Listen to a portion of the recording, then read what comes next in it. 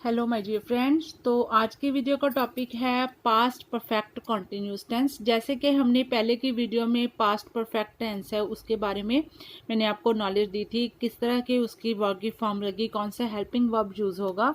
तो इस तरह से अब बारी आ चुकी है पास्ट परफेक्ट कॉन्टिन्यूस के बारे में बात करने की। तो इसमें हिंदी के अगर बात करें तो इसके लास्ट के सेंटेंस में वाक्य में लगा होता है से रहा था, से रही थी या फिर से रहे थे। मीन्स किसी समय से हो रहे काम का पता चलता है। लेकिन अगर बात करें किसी समय का अनिश्चित समय हो, जब हमें पता ही ना हो कि किस समय से वो काम चल रहा है, तो उसके लिए हम यहाँ पे जो वर्ड यूज करने वाले हैं वो है फॉर। अगर हमें निश्चित समय का पता है कि कौन से साल से, कौन से हफ्ते से या कौन से डे के वीक से हमें काम होने का पता चल रहा है, तो वहां पे हम स्टूडेंट सिंस लगाएंगे। तो बात कर लेते हैं इसकी हेल्पिंग वर्ब की। हेल्पिंग वर्ब लगेगा हैड बीन प्लस वर्ब की फर्स्ट फॉर्म प्लस आईएनजी। जैसे कि कॉन्टिन्यूस का फंडा ही ये है कि फर्स्ट फॉर्म के साथ आईएनजी यूज होती ही होती है। लेकिन अगर हम बात करें पास्ट परफेक्ट कॉन्टिन्यूस की, तो यहाँ पे हैड बीन प्लस वर्ब की फर्स्ट फॉर्म प्लस आईएनजी। सबसे पहले सब्जेक्ट है, जो आपको अभी तक समझ आ ही गया है कि सब्जेक्ट के बाद हेल्पिंग वर्ब लगता है, उसके बाद वर्ब की फॉर्म लगती है, उसके बाद ऑब्जेक्ट आता है। तो अगर हम एग्जाम्पल की बात करें, वह 1 घंटे से फूल तोड़ रहा था। तो इसके अगर हम आंसर लिखेंगे कैसे, ही सबसे पहले आ गया सब्जेक्ट, ही हैड बीन, तो had been secondly, plucking, plucking हो गया वर्ब की first form plus ING, pluck होगी वर्ब की फर्स्ट फॉर्म और आईएनजी साथ में लग गया। फ्लावर्स फॉर एन आवर, 1 घंटे से तोड़ रहा है, मतलब कि कोई पता नहीं है कौन से पिछले घंटे से, दोपहर को, शाम को या रात को, कुछ भी नहीं, इसको मेंशन नहीं है। तो यहाँ पे हम सिंस की जगह क्या लगाएंगे, क्योंकि अनिश्चितता है समय की, तो यहाँ पे फॉर का यूज होगा। नंबर 2 पे है मेरा बड़ा भाई कई सालों से कपड़े का व्यापार कर रहा था। मतलब काम है वो कर रहा था, अभी नहीं कर रहे हैं। मतलब इसकी जो एग्जाम्पल है हम इंग्लिश में किस तरह इसको कन्वर्ट करेंगे, माई एल्डर ब्रदर, ये हो गया हमारा सब्जेक्ट फ्रेंड्स, ये सब्जेक्ट हो गया my elder brother. Had been हो गया हमारा helping verb, dealing, deal verb की first form plus ING. In cloth जो भी हमारा ऑब्जेक्ट है, तो ऑब्जेक्ट हमारा है इन क्लॉथ।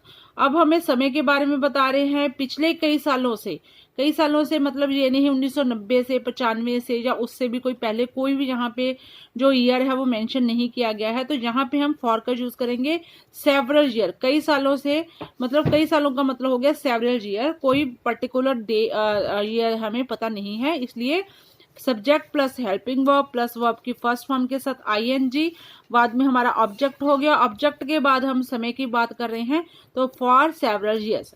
तो अगर स्टूडेंट हमने, ये हमारा हो गया पास्ट परफेक्ट कॉन्टिन्यूस, किस तरह से इसकी वर्ब की फॉर्म है वो यूज होगी, कौन सा हेल्पिंग वर्ब होगा, निश्चित समय के लिए फॉर लगेगा, निश्चित समय के लिए सिंस लगेगा।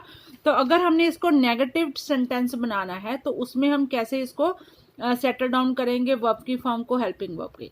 तो यहाँ पे हमने हैड बीन लगाना है, उसी के बीच में हमने नॉट ऐड कर देना है, बस इसमें और कुछ भी मुश्किल नहीं है। हैड बीन के बीच में जाके हमने नॉट है वो ऐड कर देना है और सेंटेंस की फॉर्म ही चेंज हो जाएगी। तो हिंदी में आपको समझाने की कोशिश करिए, मरीज पिछले हफ्ते से या सप्ताह से कुछ नहीं खा रहा था। मतलब पास्ट की बात कर रहे हैं, पास्ट की बात हो चुकी है, जो समय निकल चुका है उसकी बात हम कर रहे हैं। मरीज का the patient had not been, तो यहाँ पे बात आपको क्लियर होनी चाहिए student, had not been taking, taking take हो गया फर्स्ट फॉर्म और आईएनजी, तो वर्ब की first form ING. Any food since last week, तो यहाँ पे मेंशन हो चुका है लास्ट वीक, पिछले हफ्ते से, जो पिछला समय है, जो वीक निकल के चुका है, तो यहाँ पे स्टूडेंट्स हम यूज करने वाले हैं सिंस। यहाँ पे फॉर नहीं लगेगा, क्योंकि यहाँ पे वीक का जो मंथ का जो वीक है वो मेंशन हो चुका है कि लास्ट वीक से वो खाना नहीं खा रहा है। तो इस तरह से ये आपको बात क्लियर हो जानी चाहिए। नंबर 2 पे बात कर लेते हैं, मजदूर 1 महीने से कुआं नहीं खोद रहे थे। तो यहाँ पे सबसे पहले मजदूर हो गया हमारा subject, the labourers had not been, तो यहाँ पे भी had plus not plus been digging, खोदने को क्या बोलते हैं, DIG, ओनली डिग प्लस हमने ING ऐड करनी है तो जी यहाँ पे डबल हो जाएगा। डिगिंग द वेल, वेल हो गया कुआं, यहाँ पे हमारा ये ऑब्जेक्ट हो गया, द वेल हो गया हमारा ऑब्जेक्ट। फॉर 1 मंथ, 1 महीने से वो कुआं खोद नहीं रहे हैं। तो 1 महीना कोई यहाँ पे आप मेंशन नहीं किया गया कि साल का कौन सा, नवंबर है, मार्च है, अप्रैल है, जून जुलाई जो भी है, तो वहां पे मेंशन नहीं है, इसलिए फॉर 1 मंथ हम अभी यहाँ पे यूज करेंगे। हम यहाँ पे सिंस यूज करने वाले नहीं हैं। तो अगर आप सिंस यहाँ पे लगाओगे तो आपके मार्क्स पक्का कटेंगे, तो ये गलत है। लेकिन फॉर अगर लगाएंगे अनिश्चित समय के लिए, मैंने आपको बात की थी कि निश्चित समय के लिए हम फॉर यूज कर रहे हैं और निश्चित समय के लिए हम सिंस यूज कर रहे हैं। अगर हमने पास्ट परफेक्ट कॉन्टिन्यूस टेंस को, पास्ट परफेक्ट कॉन्टिन्यूस टेंस को हमने इंटरोगेटिव में किस तरह से उसको लिखना है, कौन सा सही तरीका है, उसके लिए स्टूडेंट सबसे पहले हम हेल्पिंग वर्ब लगाएंगे। हेल्पिंग वर्ब हमारा यहाँ पे हैड यूज होने वाला, कोई भी फॉर्म हो।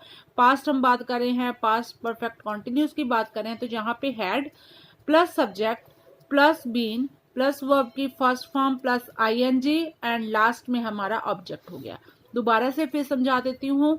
सबसे पहले हेल्पिंग वर्ब हैड, हैड के बाद सब्जेक्ट, सब्जेक्ट के बाद बीन, क्योंकि हैड और बीन का कॉम्बिनेशन है, लेकिन उसके बीच में आ जाएगा सब्जेक्ट प्लस वर्ब की first form plus ING and plus object. तो इसकी इंग्लिश में हम कन्वर्सेशन की बात कर ले, क्या वह सुबह से पढ़ रहा था।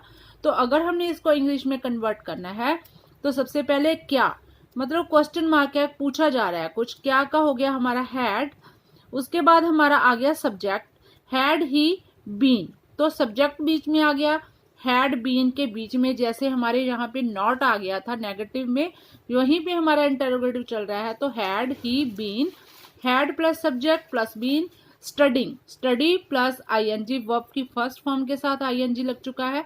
सिंस मॉर्निंग, तो डे का पार्टिकुलर टाइम है वो पता चल रहा है हमें कि सुबह की बात हम कर रहे हैं, तो जहां पे हम स्टूडेंट सिंस लगाएंगे, हम यहाँ पे फॉर नहीं लगाएंगे।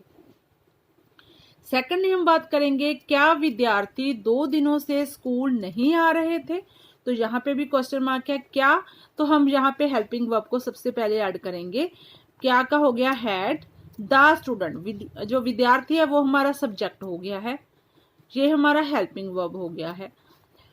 अब हम नॉट बीन, ये नहीं है कि इसका हमने नेगेटिव फॉर्म में नहीं लिख रहे हैं, नेगेटिव फॉर्म में नहीं लिख रहे हैं, हम सिर्फ क्वेश्चन मार्क लिख रहे हैं। मतलब इसमें जो सेंटेंस की फॉर्मेशन है वही ऐसे है कि क्या विद्यार्थी 2 दिनों से स्कूल नहीं आ रहे हैं, तो यहाँ पे नॉट इसलिए लगा है, ना कि नेगेटिव के लिए। Had the student not been coming, verb की फर्स्ट फॉर्म प्लस ING, यहाँ पे भी टू स्कूल, ये हमारा हो गया ऑब्जेक्ट। तो यहाँ पे आपकी बात क्लियर हो जानी चाहिए। टू स्कूल फॉर 2 डेज, मतलब हफ्ते के किसी भी दिन को यहाँ पे मेंशन नहीं किया गया है, सिर्फ 2 दिनों से। तो जहाँ पे स्टूडेंट ने ध्यान रखना है, हम जहाँ पे फॉर का यूज करने वाले हैं।